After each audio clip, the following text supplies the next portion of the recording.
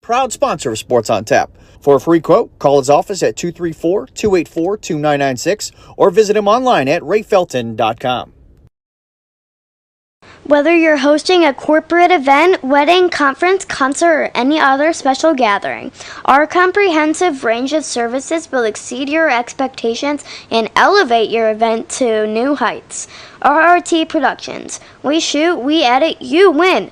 Visit our website at www.rrt-productions.com. Hand and built leather goods. Leather goods built for life. Made by hand in the USA, all goods are made with veg-tanned leather. Some of the best quality around and made by a U.S. veteran. Check out their website, www.handbuiltleather.com. We've got the experience, the passion, and the beach to make your event a smash hit. Whether it's a romantic wedding, a lively sports venue, or a rocking high school dance, Troutland Entertainment has you covered. Contact them at 330-414-4261 or email them at troutlandent@gmail.com. That's troutlandent@gmail.com.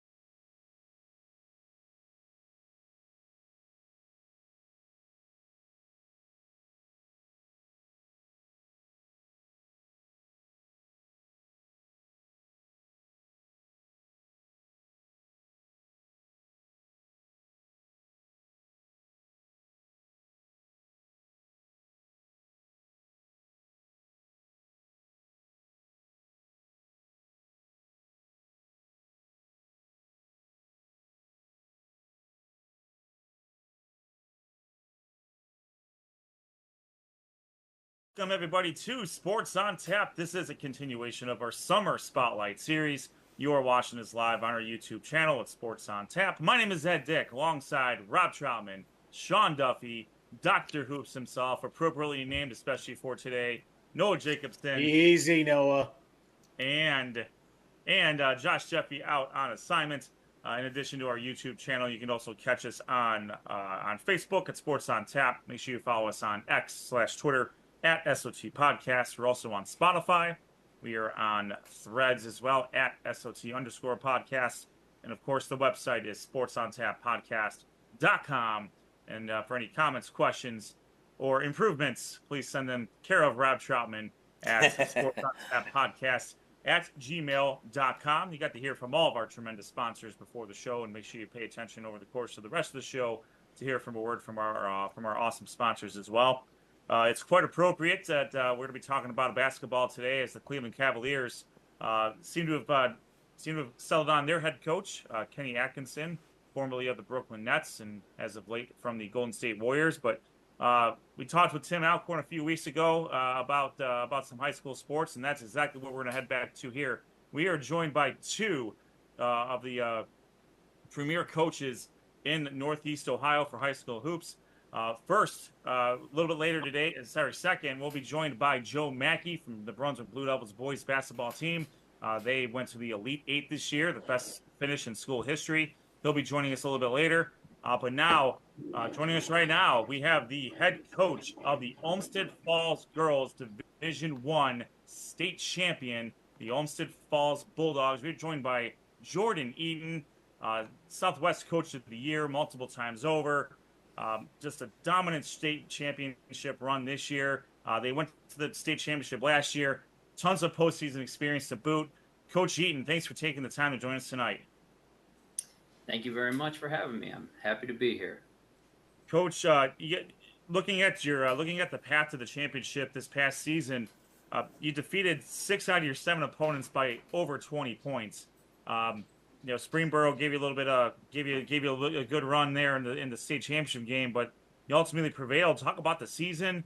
Just a tremendous playoff run. Scoring, defense, your team had it all. Yeah, we were really playing well at the right time, and that's a little bit of an understatement, I'd say. We lost a game on January 13th and didn't really look back from there. So we were able to play great defense and be a really balanced offensive attack and play a pretty deep lineup as well. So at that time, it's really just about kids buying into exactly what we're trying to accomplish from a defensive standpoint each game, and then being willing to understand that you might not be the kid who scores 15 tonight, your teammate might. And we had many players who were able to show up in different games, which allowed us to be pretty difficult to prepare for and defend. Yeah, Coach, you're the star. I'm going to put this in quotes, but you have your YSU commit Danielle Cameron, just a first team all Southwestern Conference. Maddie Saravec Jr. coming back. Those are it seems like the teams really wanted to key on stopping Cameron, but you had 9 players behind her ready to roll. To speak to that buy-in spot, to speak to the buy-in there, talk about how unselfish Cameron was, and the key to that to unlocking everybody else. Yeah, Danielle is just a great team player. She understands when defenses are really trying to take her out of the game, and she'll actually let teams kind of exhaust that energy, and she was able to make plays for teammates, and teammates were ready to step up. And we had that mindset all season. We knew that Danielle was a dynamic scorer, one of the better scorers to come through Olmsted Falls or even play high school basketball, if you ask me. And the great thing about her was you couldn't get her to take a bad shot. So if teams would overload help, she would attack and be aggressive, but never force. And teammates knew that and found that out early in the season. And when that's the case, as a teammate of someone as good as Danielle, you have to be prepared and ready to score and confident. And our kids were. And it was fun to be a part of. It was a lot of fun to watch and practice, and especially in games. But overall, just the unselfish nature of Danielle rubbed off on our whole team, and it led to a lot of success late. Coach, again, congratulations on a fantastic run in the playoffs and everything. I love asking coaches this because, whenever you go into when you do that shift from regular season into the playoffs, was there a mindset that you try to get your team into going into the playoffs, coming out of the regular season, or was it just you guys were peaking at the right time and you just kind of rode that swell through that playoff run? Both, actually. We try, and it's hard to know at the beginning of seasons or in the off season, but we try to schedule some really challenging opponents right before the tournament. I think that gives you a good outlook or a good assessment of how ready your team is for tournament play, because each round is more difficult, and Northeast Ohio has some great basketball teams. So you get into those district semifinals, those district finals, and you're going to be playing opponents that are well coached and talented. So we try to schedule those games late, but also I do think that we started to click. We played a lot of young kids. We played 2 sophomores and 2 freshmen, a lot of minutes, and they started to figure it out late in the season and became big-time contributors, very confident players, and they allowed us to have a multitude of game plans, game in and game out, where, like you guys mentioned earlier, if they tried to stop one kid or prepared for one kid, we could bring some of those younger kids in, and they really understood to be confident, aggressive, and play to their strengths. So I think we were playing really well at the right time, and we also did some preparation to prepare for those difficult teams late. Coach, thank you again for taking the time and joining us, and congratulations on winning the state championship this year. The student section and the fan base really showed up for you, made the trip down to Dayton, and it was really special for those the student section and the fan base. Just kind of talk about how the community just really came out down that trip to Dayton and throughout the whole season. Yeah, thanks, Noah.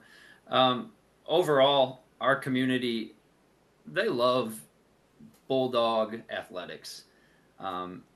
We, have a huge showing at Friday night football games.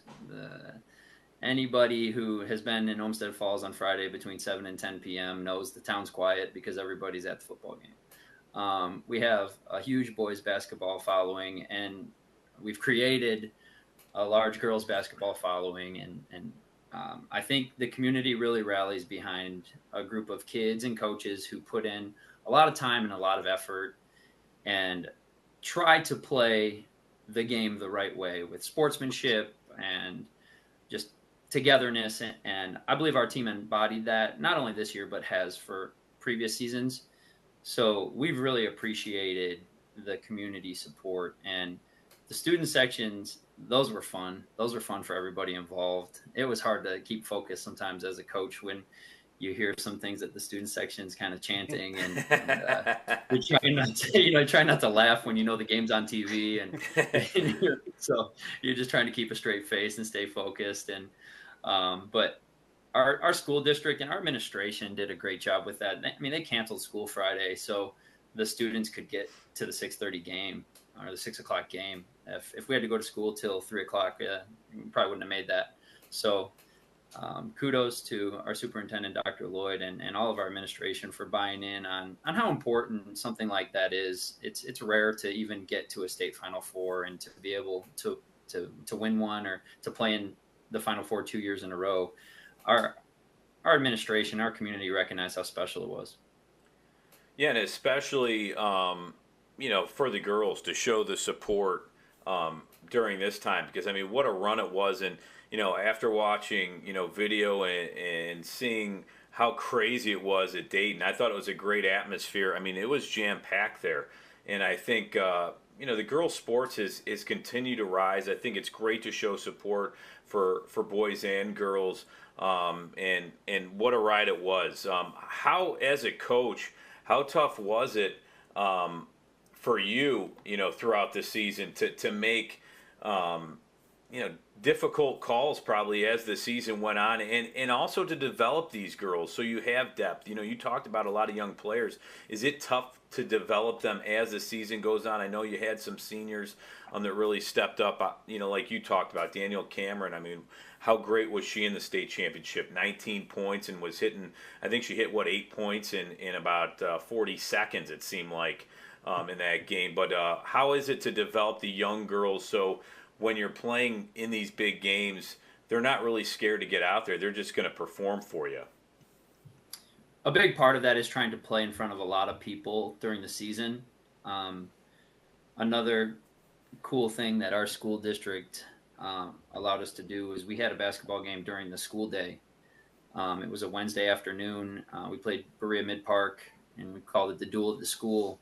And it was a school assembly where the whole school came to the game. So it was a sold-out game early December on a Wednesday afternoon, and it was pretty intense to start. And the girls, if you were nervous, hopefully you got rid of that early. But we had some more games just like that. We played more of these boy-girl doubleheaders. So like on Friday nights, we would play our varsity game before the boys' varsity game, and we saw a major increase in fans in those games. So that allowed us to feel a little more comfortable with a lot of eyeballs on them.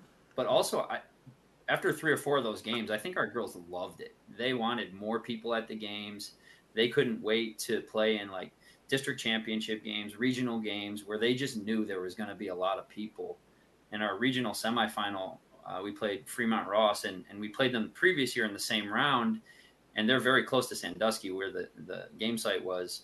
And they brought busloads of people, like not just students, like they bussed in community members.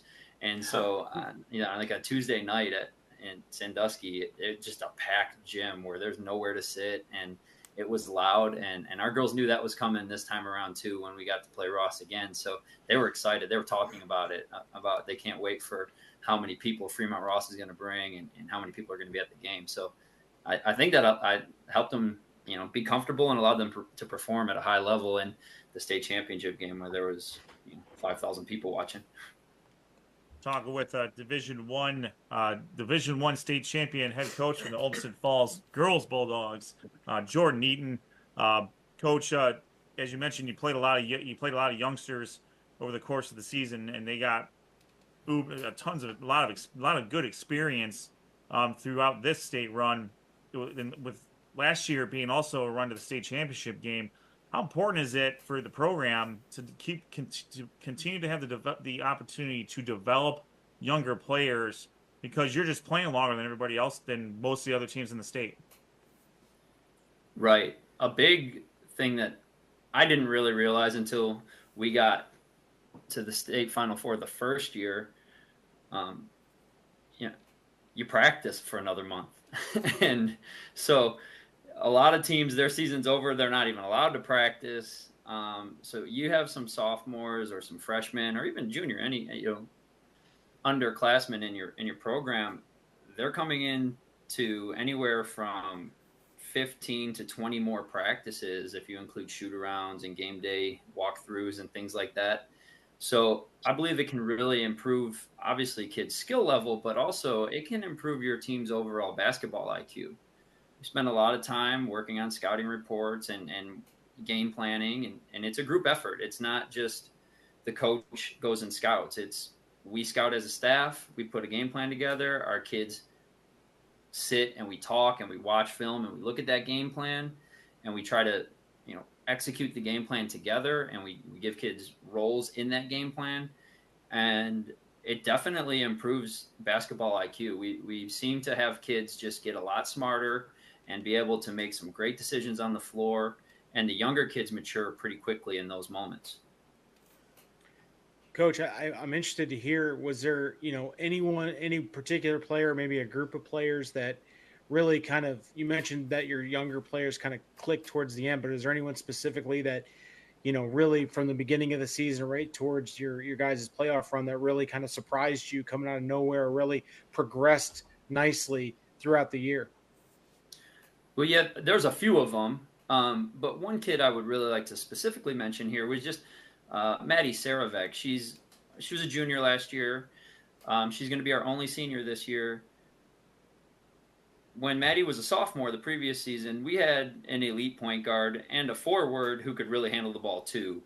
And it was early in the season, and we were struggling to find someone who was going to confidently handle the ball for long stretches of the game. We had kids who could definitely do it, in the moment or sporadically, but we were 0-2 to start the season, and one of the big issues was we needed someone to lead in that ball handling role and the point guard spot, quote unquote. But what we really just needed was someone to be able to settle us in offensively and make sure that we were under control, confident, and just taking shots, not turning the ball over.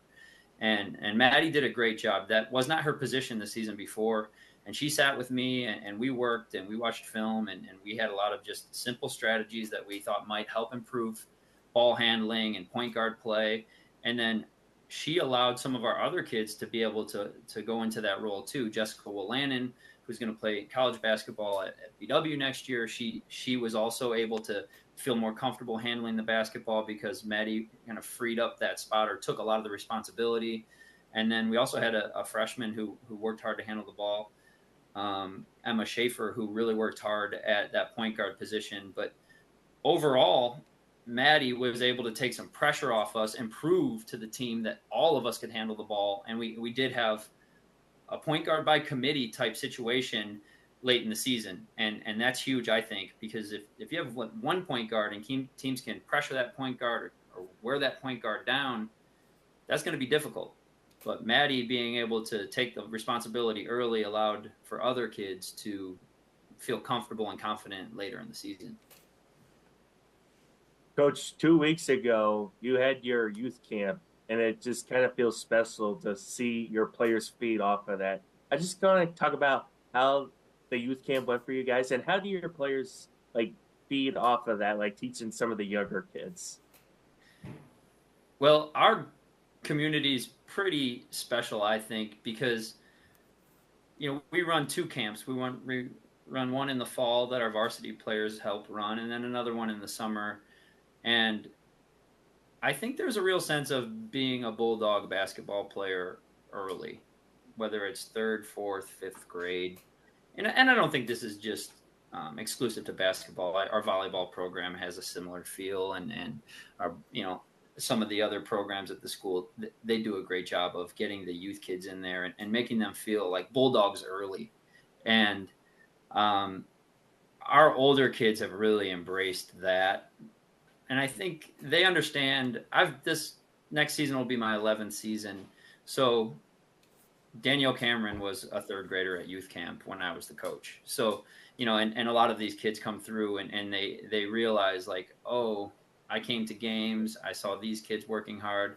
I saw the coach kind of getting on this kid and that kid. And I think some of the kids kind of idolize that. They want to be in those moments. I know I did when I was a youth basketball player and I would go to the high school games. I felt that way. And then if I could go to a camp where those high school guys were leading the camp, it definitely was special. So I'm hoping that, our youth players feel that way. And I know our older players really enjoy working with the younger ones. And it's great to kind of get everybody together. And it has a true, really big family feel. Yeah, I'm sure with you winning the state championship that the numbers, it might help your numbers in girls that want to continue to play the game of basketball. Have you seen that, you've been consistently winning, year in and year out, and these girls continue to get better and better. You're seeing it all over. And in this area, girls basketball is pretty impressive. You're seeing a lot of girls going D1 or even playing anywhere in college basketball, which is impressive. Are you seeing your numbers start to go up and up when you have tryouts and like you said, your youth program starting to feed in here, where you're seeing a lot more girls, wanting to play and obviously successful throughout the seasons. Are you seeing more of an uptick with girls trying out for the girls basketball team now? Well, yeah, we keep numbers on who comes into camp. This year we had over 80 kids at camp. We've actually had that many before, and it was after a season where we didn't do so well. So I don't know what to attribute that to. I will say that the girls at camp this year were very excited to talk about the state championship and ask questions about it. And we talked about like what you're going to do in big games. And we asked, did you guys see these girls play any big games? And they were, a lot of the younger ones, eyes lit up when they got to talk about the Final Four. As far as tryouts go, we haven't seen a huge uptick in tryouts. I will say basketball is a difficult sport. It's physically demanding. Mm-hmm. We're pretty serious about it being an all year thing. And that goes like, we definitely want our kids to play other sports as well. And we have multi-sport athletes and they thrive in basketball as well as other sports. But if you're not willing to commit to, an off season of skill work and an off season of weight training and conditioning, it's kind of hard to be on our team if you're not willing to do those things. And some girls surprise you and stick with it and do a great job. And others who you plan on playing, maybe, in middle school, sometimes they surprise you by not committing to it as much. But at the end of the day, you just want kids to work hard and have fun. So it's never anything that we're worried about.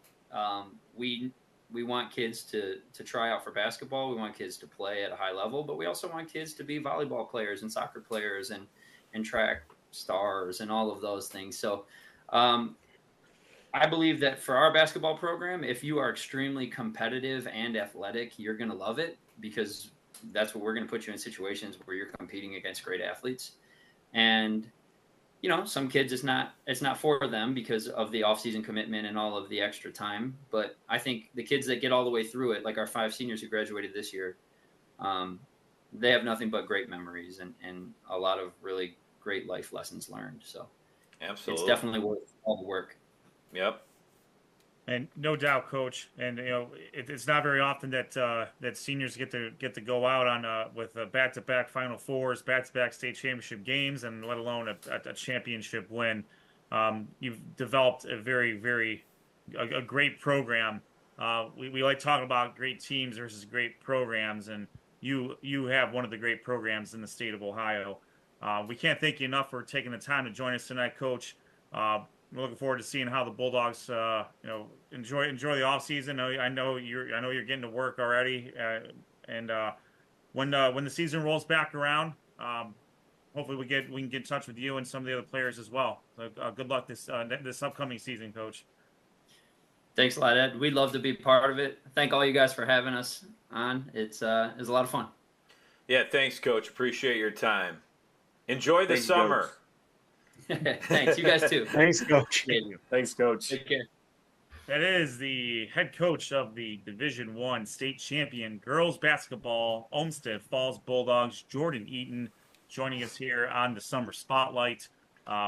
This is a tremendous season, a great few season runs that the Bulldogs have made over the last few years, and we certainly wish them the best in the upcoming season.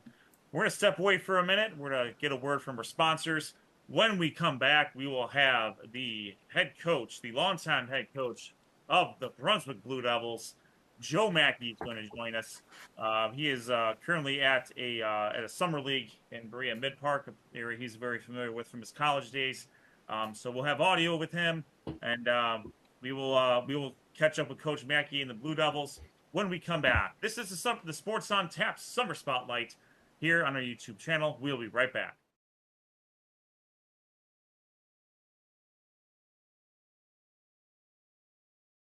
State Farm. Have you compared insurance rates lately? Are you satisfied with your current insurance provider? If not, Look no further than Ray Felton State Farm, a proud sponsor of Sports on Tap. For a free quote, call his office at 234-284-2996 or visit him online at rayfelton.com. Whether you're hosting a corporate event, wedding, conference, concert, or any other special gathering, our comprehensive range of services will exceed your expectations and elevate your event to new heights. RRT Productions. We shoot, we edit, you win. Visit our website at www.rrt-productions.com. Hand-and-built leather goods. Leather goods built for life. Made by hand in the USA, all goods are made with veg-tanned leather. Some of the best quality around and made by a U.S. veteran. Check out their website, www.handbuiltleather.com. We've got the experience, the passion, and the beach to make your event a smash hit. Whether it's a romantic wedding, a lively sports venue, or a rocking high school dance, Troutland Entertainment has you covered. Contact them at 330-414-4261 or email them at troutlandent@gmail.com. That's troutlandent@gmail.com.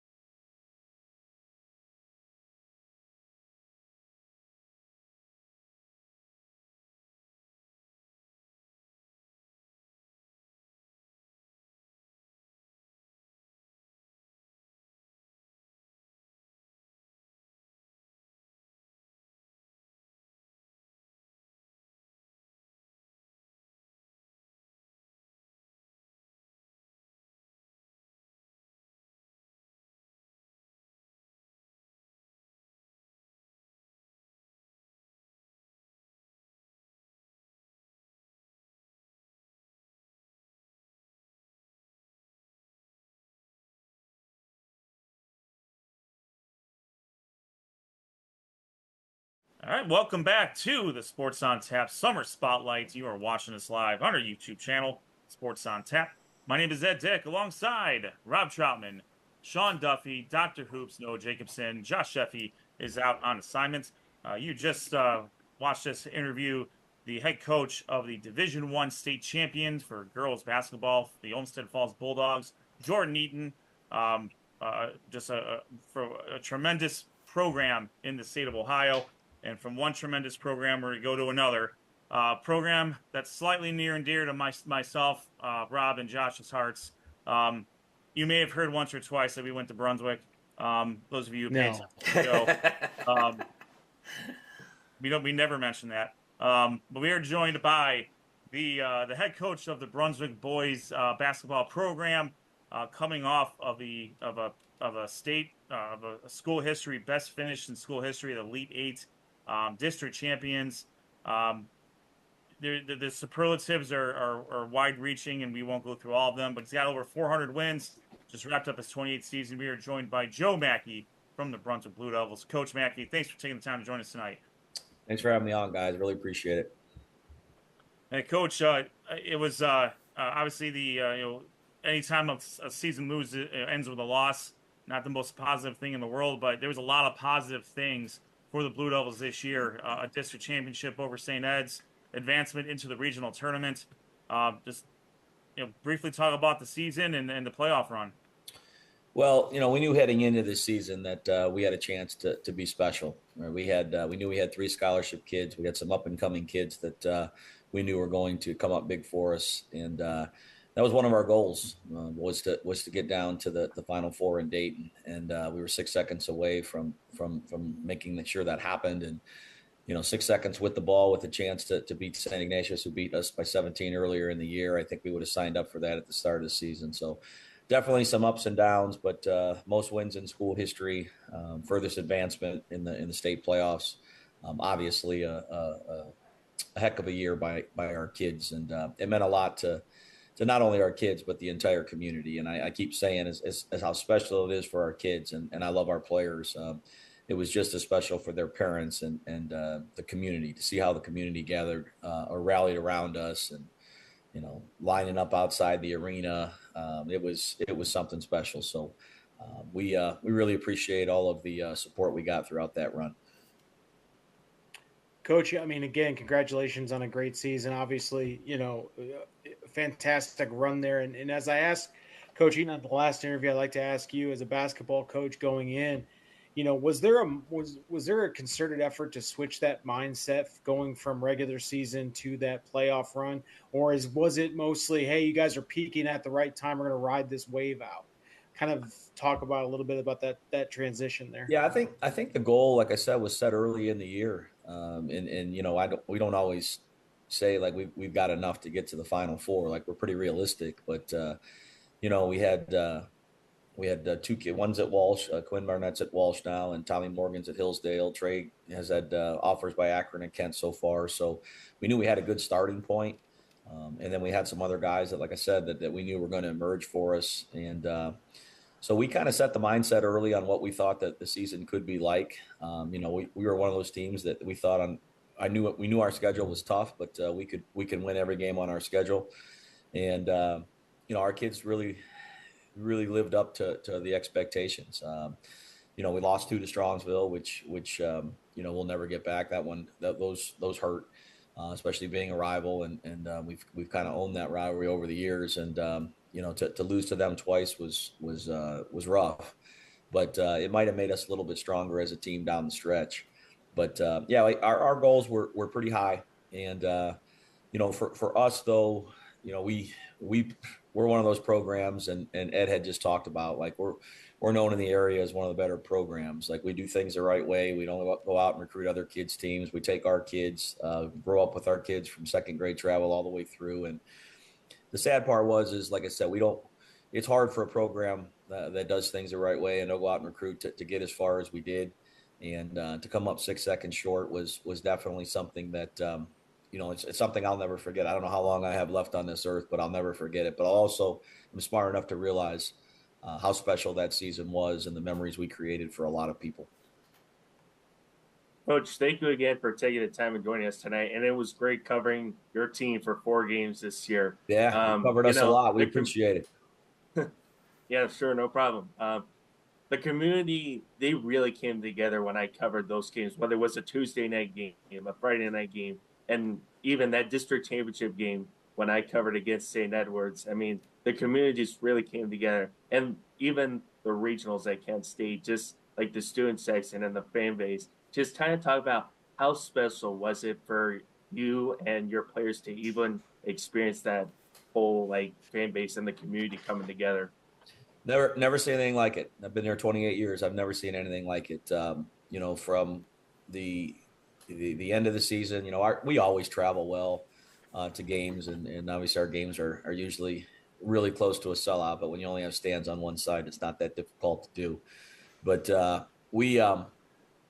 just to see, like, we knew it was happening, like we felt it happening. But to go and see the crowd react at St. Ed's, and then what really hit us is when we, on a Tuesday night at Kent State University, and the gates opened an hour before, and we had probably 1,000 fans just come rushing in. I guess they were at the Paninis before and had the whole restaurant pretty much sold out. So, and then it even got better when we played St. Ignatius, and we felt it. And again, that's something that even as a 52-year-old guy, right, that is playing careers way done, and you're towards the end of your career.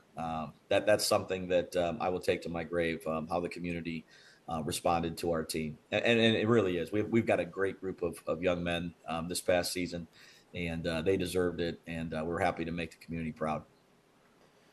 Yeah, it was pretty awesome to see packed houses. I mean, and like you said, at Brunswick it's always packed because there's only the one side. But what a sweet way to go to beat St. Ed's there and continue on, because it was fun to follow, and Brunswick has always traveled well. And before I ask my question, I got to say, Matt Morgan says hi to you on YouTube. He's watching right now, and he said, "Let's go." He seems pretty pumped up on YouTube to hear you talk here tonight.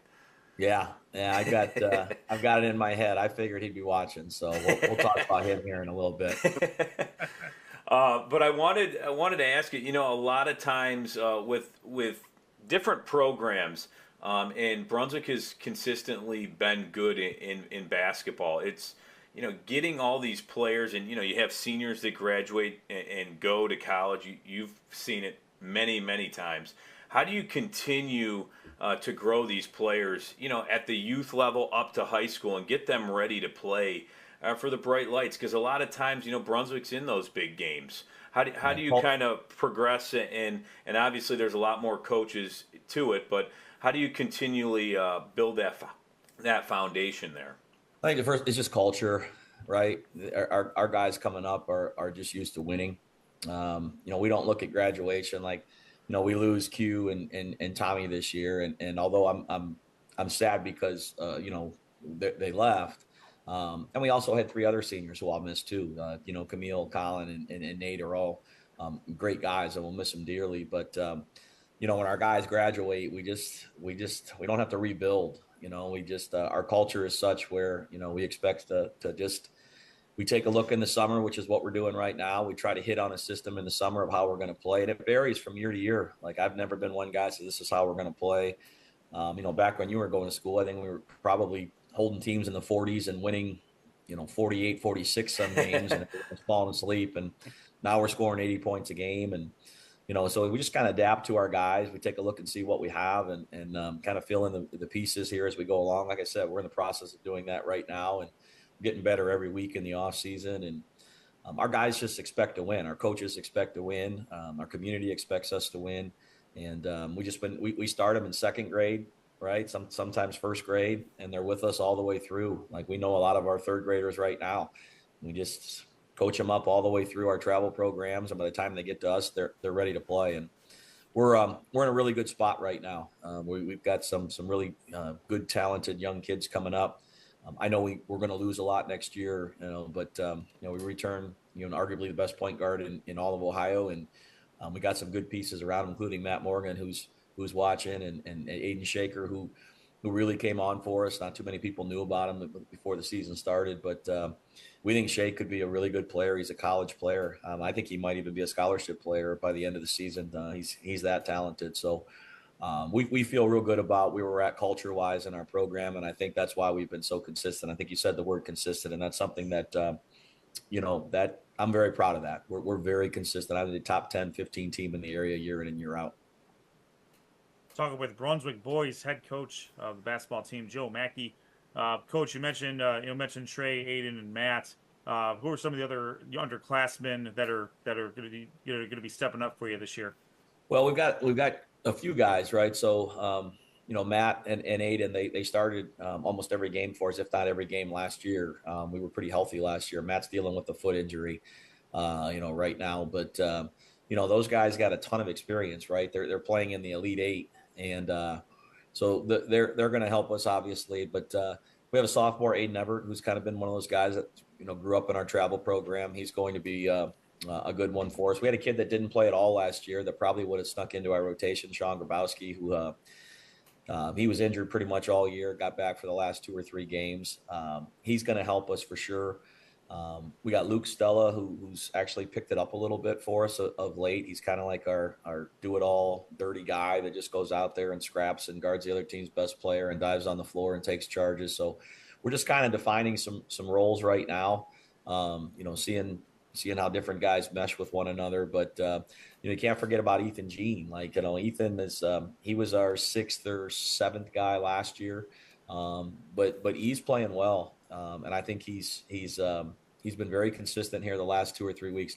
He might be that X factor for us, right? He's a 4-man that can stretch the floor. He's very cerebral, sets great screens for us, does all the little things. So we like our guys, and we lost one guy right now, Brian Hill. He's a Division I lacrosse player. Right? He's decided not to play, but we will.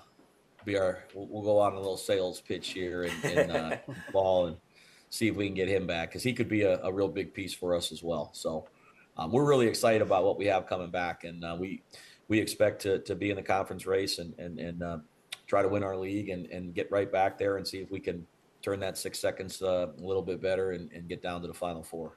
We're that confident in our group. Well, I don't know if your whole team's watching, but now Trey Drexler's saying, "Let's go, coach." Yeah.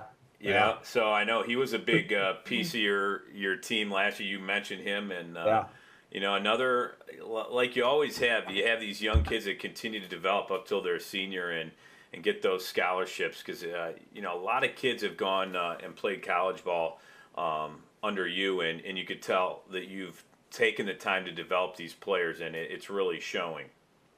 Yeah, Trey's he's special, right? He has that it factor. He's very confident in what he does. He says he's 6 foot. I guess he is. But was he 5'10" and a half, pushing 6 maybe? No. But I do know this: he's got an offer from Akron and an offer from Kent, which are 2 of the best schools in the MAC. So I feel like that's a pretty good starting point. I think things are really gonna get crazy here with him and his recruitment. And it's been a lot of fun. He's got a great family. Now Trey's one of those guys too. Like when we talk about culture, we talk about program. He could have went to St. Ed's and Ignatius. He's that good enough to go to those private schools, and chose to stay home and play with our guys and play for our coaches. And we're grateful for that, because, Q was really good last year, and Tommy and everything like that. And everybody said right away, like it's Trey's got to really step up. And when the great players keep getting better, that's really a good sign. And he's keeps working at his game, and we're lucky we have him not only this year, but we have him for another year, which is great. Coach, I wanted to touch on. Oh, sorry. I wanted just 1 second. No, I wanted to touch on something you said earlier about how you really kind of establish how you guys are going to play, or this time of year. Did you have to go through maybe last year or even the year before a change during the season and how you guys play, just based on injury and things like that? Like, how often are you kind of taking that 30,000-foot view of how you guys are playing and saying, "Oh, we need to change this or change that" throughout a season? Well, for us, we have a lot of talent, right? So when I first took over, I'm not knocking any of the guys that I coached before. Like, I just kind of looked at what we had and said, okay, we're going to have to play a slower paced game. We can say, Rob, it's fine. we don't like play a fast paced game to make everybody happy in the stands and everything like that. We just take a look at our personnel and how we want to play. And yes, we've had to adjust it. Sometimes I'll give you a prime example. Last year, I had to convince our guys, or I don't want to say we as a staff had to convince our guys. Like, we played St. Ignatius earlier in the year and lost by 17, missed a ton of shots. But they're talented, right? They won the state championship, right? They're really good. And we went and watched them play Massillon Jackson, and they just dismantled them. And we got in the car on the way home, and there was just silence with the coaches. And I said, everybody take a deep breath. We're just going to have to convince our guys, like, we're not going to be able to get in the 80s to win this game. It's going to have to be 45-second possessions from time to time, and then we're going to break them down, and we're going to figure out a way to stay in this game and take a shot in the fourth. And that's exactly what we did. The game was in the 40s. We did everything we needed to do for 3 quarters. We just couldn't close there in the end, and I think St. Ignatius had a lot to do with that. But, yeah, to answer your question, it really did. It happened last year. We had to adjust a couple times. Trey got injured his first year as a freshman, he was down, and the same year Quinn got hurt, so we had to make some adjustments, moving Mikey Mogg over to the point and stuff. So we'll adapt as the season goes along. But so far this summer, like we've kind of picked the way we want to play, and it's working out for us. Like I said, Matt Morgan's been hurt a little bit, and we're still playing very well as a team right now. So we're excited about. We have a Midwest Live this weekend at Cedar Point, where tons of colleges will be there. We got 4 really good games against really good programs, and then in July we'll just kind of open up the gym and try to get better individually and get a little bit stronger in the weight room. Coach, one of the things that really sticks out to me is that you guys had your youth camp about 2 weeks ago, and I was asking Coach Eaton the same question about this. How do your players feed off of like teaching like those younger kids, and how awesome is it as coaches to like teach the younger kids the game of basketball? Well, that's the future, right? So you run these camps and you have your players help out, and I tell our guys all the time that you don't really understand the impact that you have on these young men's life. They love coming to camp, but they also love supporting our team, and that was evident against St. Ed's and our tournament run, and all of our youth campers were there and taking pictures and hugging our guys after we won the district championship. So yeah, we put a lot of emphasis not just on our travel program, but our basketball camps, and it's one of the reasons why we've been so consistent is we've kept our community interested in the sport of basketball. Yeah, Coach, absolutely. I can attest to that. Just even from the football perspective. I went to the Blue Devils basketball camps from back in the day myself. Obviously, didn't go that route, but but even as a football player, when you're participating with the high schoolers and they're taking the time out of their summer to run drills with you and throw you the ball and let you wear their jersey, like that is one of those that's like the most special thing as a kid. You can if you're that big of a fan, that's like one of the best things you can experience. And yeah, you're right. Like a simple high five, to Johnny over there in the corner. Johnny's going home and telling his mom and dad, like, Trey Drexler gave me a high five today. You'll never believe it, and that kind of stuff. And try to tell our kids that all the time. It does mean a great deal, and it means a lot. Like the support and playing in front of almost sellouts every single game, and a lot of those kids that are in the stands they bring their parents, and they just kind of get used to it, and they get excited to one day put on the uniform. And when maybe one of those days they're going to work the camp just like our guys are working the camps this week. So I think a lot of young coaches coming in, they don't really understand how important it is to develop the youth, and it does make you a little bit more consistent with your program. Yeah, absolutely, Coach. Speaking of kids, my son is causing a racket. I think he's trying to take over the show. Is he trying to host the show? Take the mic from Ed? He's jumping in.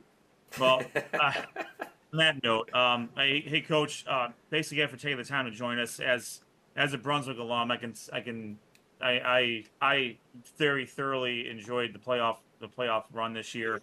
I was super excited watching you guys beat St. Ed's, especially on their feed. It was great. No offense to St. Ed's.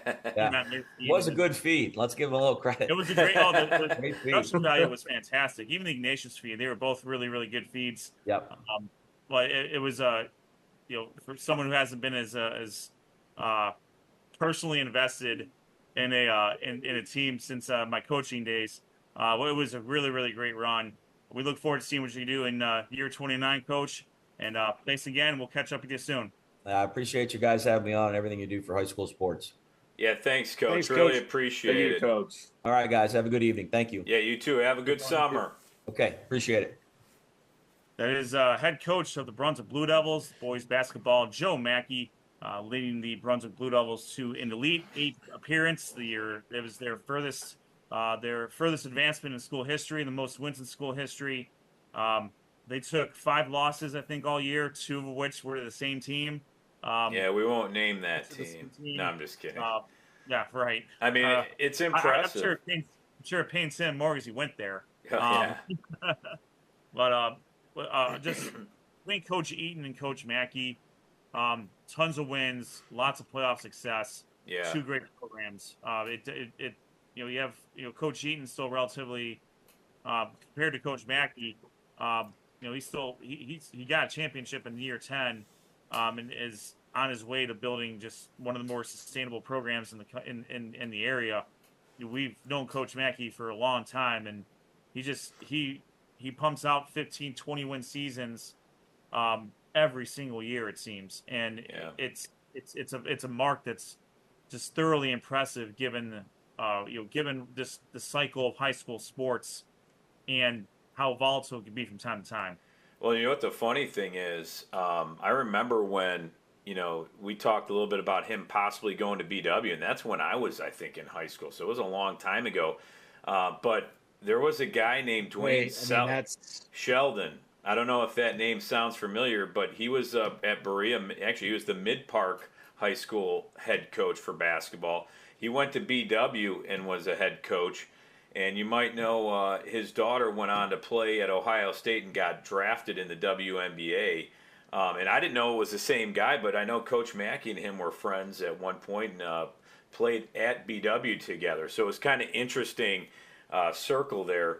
But, it's just crazy. He's been there 29 years. And he's built he's had a lot of really good players that have gone Division I, but then he's had a lot of good players that just have played college basketball. And to me, if you're playing college basketball, whether it's Division I, NAIA, a junior college, it doesn't matter what it is. You're doing something right.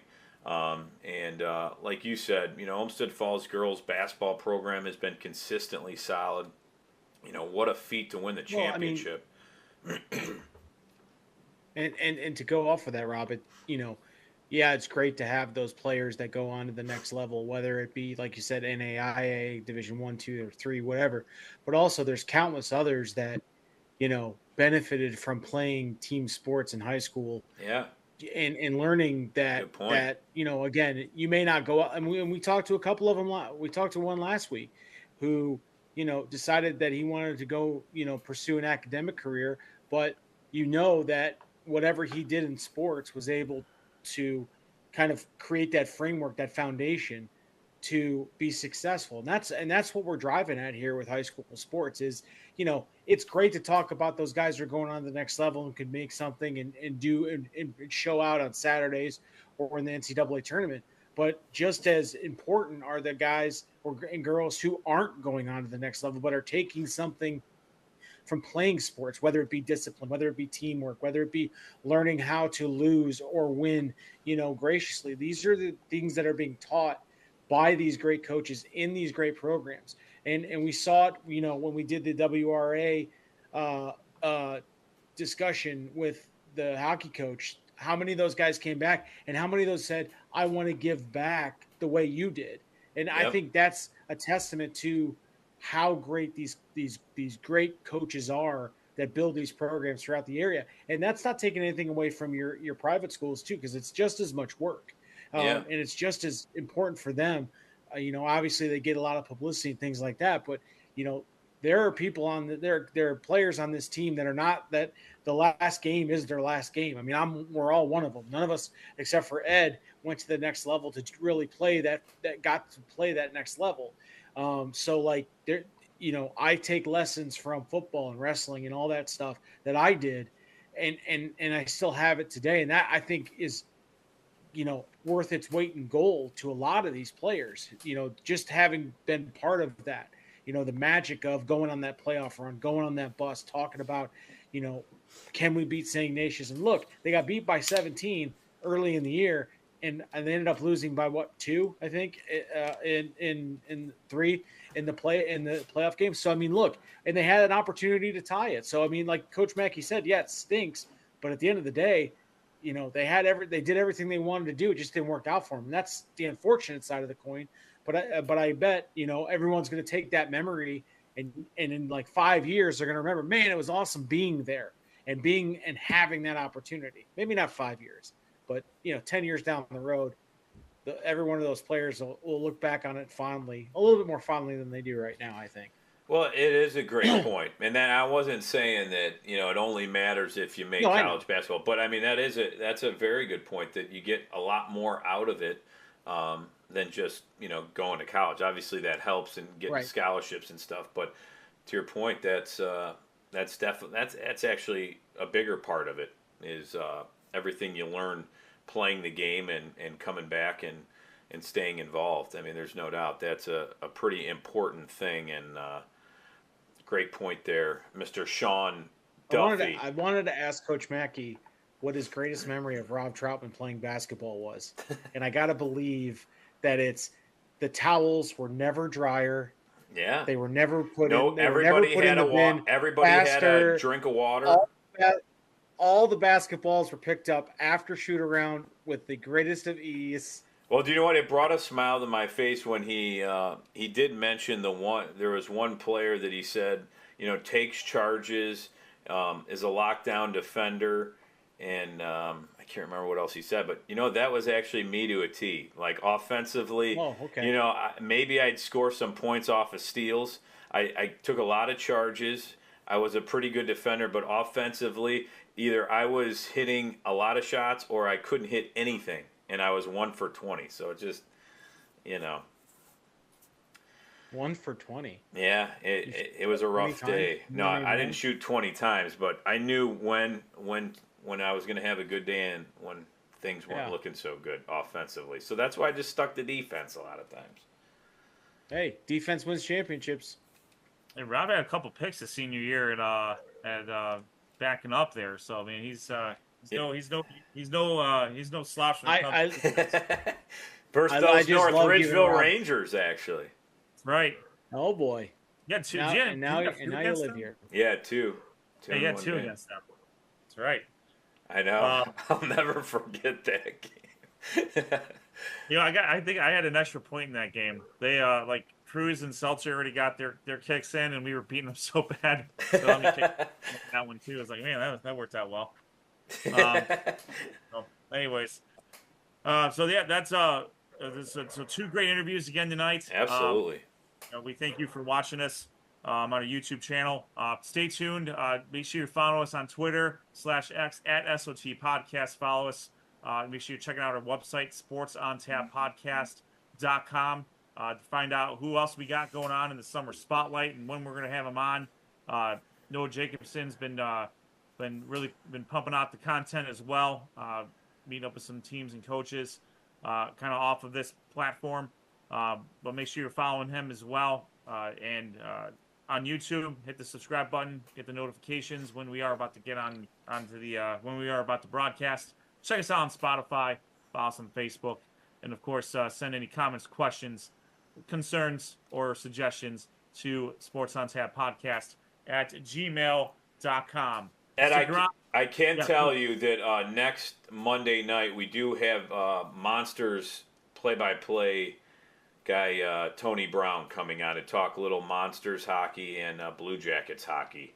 So he's the voice of the Monsters. He calls it on radio. They actually did a lot of TV, it seemed like, this year, as well as they had a nice run. So we'll have him talk about the run. So if anybody has questions they want to ask Tony Brown, you can jump on our live feed here and, just like some of the players on Brunswick were here watching, and we can, maybe ask them a few questions from some of the viewers. Yeah, the Blue Jackets are still a NHL team, right? They didn't get demoted like in soccer, right? No, it doesn't work. No, they're not. They're going through change right now, though. Okay, all right. I didn't know. As far as I know, they're not planning on. Can the Monsters and the Blue Jackets flip flop? Like, hey, now the Monsters are the NHL team and the Blue Jackets are like the AHL team. I didn't know if that's how it works or not. Probably be Hershey or Coachella Valley making that leap. Probably, yeah. That's interesting that we're going to be talking to Tony Brown. The Monsters valiantly came back from a 3-0 deficit, and came up the shortest of shorts. It's brutal. Edmonton is attempting to do the same thing tonight in the Stanley Cup Championship. That's right. Yeah. So make sure if you're a hockey fan, it doesn't get any bigger than tonight. Game 7 of that. So yeah, we're looking forward to talking to the AHL, the voice of the AHL North Division champion, Cleveland Monsters, next Monday night live here on our YouTube channel. Tony Brown, I think he's approached and maybe exceeded friend of show status, much like Coach Mackey has. So I'm we're looking real forward to that interview, and we hope you are as well. All right, stay tuned for our sponsors one more time. Until then, this is Noah Jacobson, Sean Duffy, Rob Troutman, Josh Jeffy, and Dick. This is Sports on Tap Summer Spotlight, and we will see you on the other side.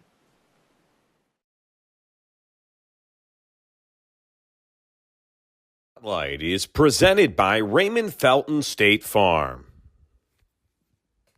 Have you compared insurance rates lately? Are you satisfied with your current insurance provider? If not, look no further than Ray Felton State Farm, a proud sponsor of Sports on Tap. For a free quote, call his office at 234-284-2996 or visit him online at rayfelton.com.